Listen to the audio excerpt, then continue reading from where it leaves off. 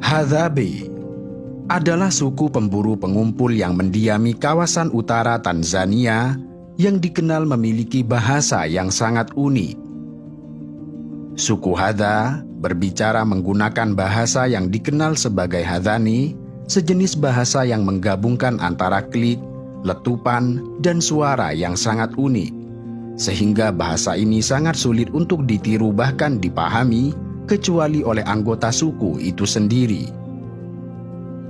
Bahasa Hadza telah memikat ahli bahasa selama setengah abad. Hadzaani adalah salah satu bahasa tertua yang menggunakan suara klik yang konon digunakan agar tidak menakuti hewan buruan. Bahasa Hadza termasuk dalam kelompok bahasa isolat, yang berarti bahwa bahasa ini tidak memiliki hubungan genetik yang jelas dengan bahasa-bahasa lain di sekitarnya. Bahasa Hadza memiliki fonologi yang kompleks dengan konsonan-konsonan yang beragam dan sistem vokal yang sangat kaya. Bahasa ini memiliki konsonan langka, termasuk bunyi klik yang tidak lazim ditemukan pada banyak bahasa lain, di mana kemudian penggunaan bunyi-bunyi ini memberikan keunikan tersendiri pada bahasa Hadza. Tata bahasa Hadza juga menarik karena memiliki pola yang cukup rumit dalam segi sintaksis, morfologi, serta struktur kalimat. Kehidupan sehari-hari suku Hadzabe yang terikat erat dengan alam dapat tercermin dalam bahasa mereka. Bahasa Hadza memiliki kosakata yang kaya dalam menunjukkan flora, fauna, serta lingkungan di sekitarnya.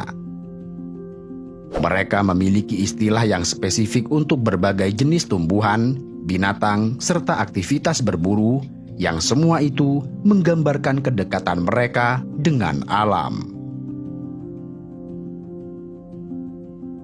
Suku Hadza tidak memiliki keterkaitan dengan suku-suku lain.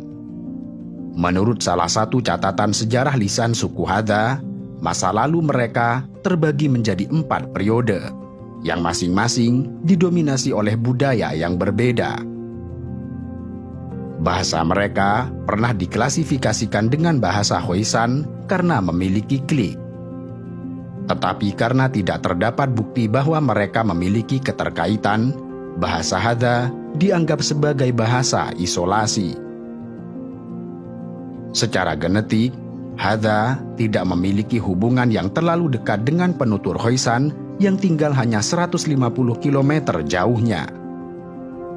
Pengujian genetik juga menunjukkan percampuran yang signifikan telah terjadi antara Hadza dan Bantu.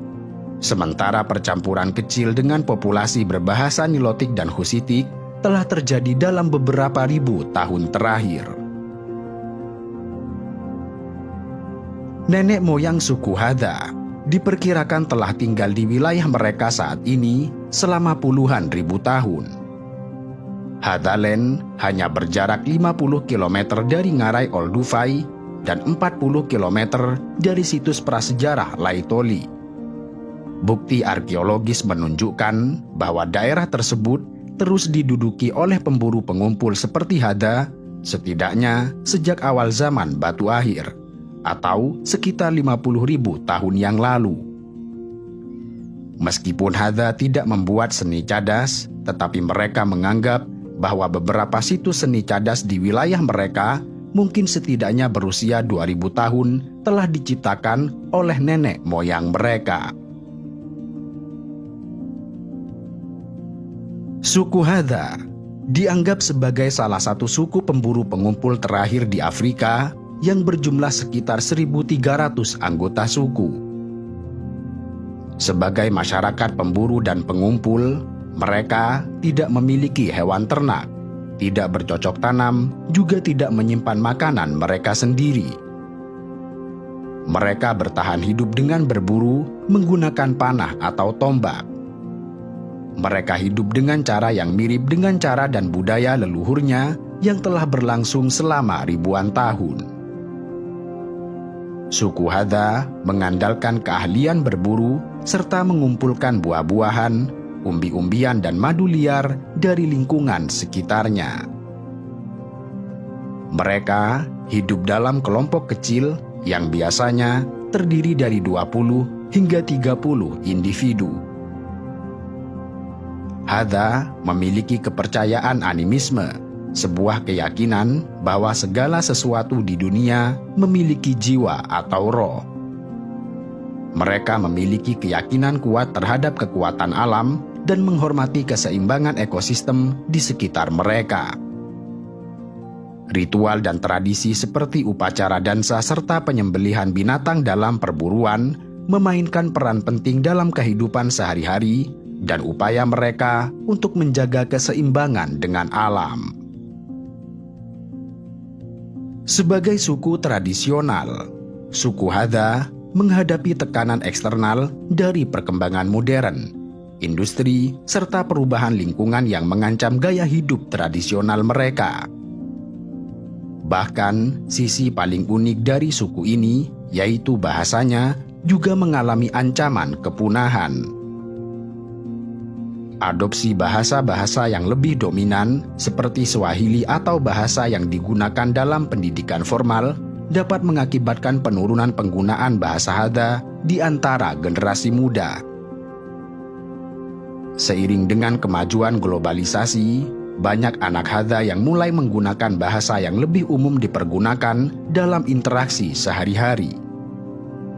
Di samping itu, program pendidikan yang menggunakan bahasa-bahasa mayoritas atau resmi dalam proses belajar mengajar bisa mengurangi penggunaan bahasa Hadza di lingkungan sekolah.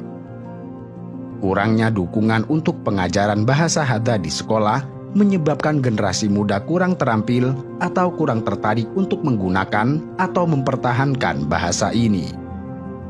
Bahkan, dengan semakin banyaknya anak-anak suku Hadza yang dikirim ke sekolah, membuat mereka kehilangan kemampuan untuk bertahan hidup seperti nenek moyang mereka.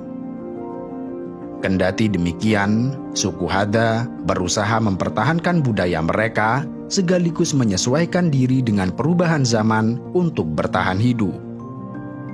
Meskipun bahasa Hadza menghadapi ancaman, tetapi tetap ada upaya yang dilakukan oleh anggota komunitas, aktivis budaya dan kelompok pelestarian bahasa untuk mempertahankan bahasa dan budaya suku Hadza.